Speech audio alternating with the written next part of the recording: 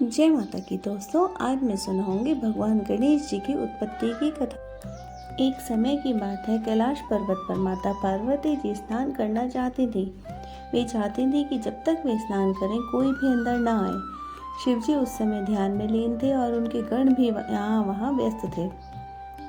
माता पार्वती जी ने सोचा, मुझे अपना एक ऐसा सेवक चाहिए जो मेरे आदेशों का पालन करे और मेरे पास रहे। उन्होंने अपने शरीर से निकले चंदन और उपटन के लेप से एक सुंदर बालक की प्रतिमा बनाई। फिर अपने दिव्य शक्तियों से उसमें प्राण फूंक दिए। वह बालक जीवित हो उठा।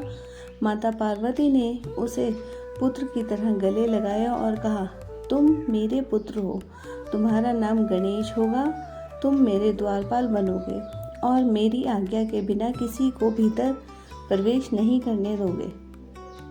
इसी बीच भगवान शिव जी अपने ध्यान से लौटे और पार्वती जी के कक्ष में प्रवेश करना चाहा, लेकिन द्वार पर खड़े छोटे गणेश ने हाथ फैलाकर कहा, रुकिए, माता स्नान कर रही हैं। उन्होंने आदेश दिया है कि कोई भी भीतर नहीं जा सकता। शिव जी चकित रह गए। यह कौन बालक है जो मुझे ही रोक रहा है? यह मेरा घर है, मेरी पत्नी का कक्ष है। गणेश ने दृढ़ स्वर में उत्तर दिया, मैं माता का पुत्र हूँ और उनका आदेश ही मेरे लिए सर्वोच्च है। जब तक वे स्नान न कर लें आप अंदर नहीं जा सकते। शिव जी को यह अपमानजनक लगा। उन्होंने कई बार समझाने की कोशिश की, पर गणेश जी अडिग रहे। आखिरकार शिव जी का क्रोध भड़क उठा। उन्होंने अपने गणों को आदेश दिया कि इस बालक को हटाओ। गणेश जी छोटे थे लेकिन वीर और शक्तिशाली थे। उन्होंने शिव गणों को परास्त कर दिया। अब शिव जी स्वयं क्रोधित होकर युद्ध में उतरे और त्रिशूल से गणेश जी का सर काट दिया। कुछ ही देर में माता पार्वती बाहर आईं। उन्होंने अपने पुत्र को मृत देखा। उनका हृदय रो उठा।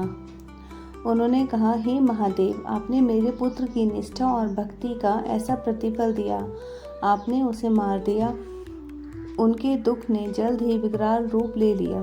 पार्वती ने कहा, यदि मेरे पुत्र को जीवित नहीं किया तो मैं अपनी शक्ति से संपूर्ण सृष्टि का विनाश कर दूंगी। उनके क्रोध से देवलोक, पृथ्वीलोक और पाताललोक तक कांपने लगे। सभी देवता भयभीत होकर ब्रह्मा, विष्णु और शिव के पास समाधान खोजने लगे। शिव जी ने अपने गणों को उत्तर दिशा की ओर भेजा और कहा, वहां जो पहला जीव मिले उसका सर लेकर आए। शिव जी के गण थोड़ी दूरी पर पहुंचे तो उन्हें एक विशाल हाथी शांत भाव में सो रहा दिखा। उन्होंने उसका सर काटकर शिव जी के पास लाए। शिव जी ने तुरंत वह सर गणेश के धड़ पर लगाया और अपनी दिव्य शक्तियों से उन्हें पुनः जीवित कर दिया। जैसे ही गणेश जी पुनः जीवित हुए, माता पार्वती ने उन्हें गले लगाया और उनका क्रोध शांत हुआ।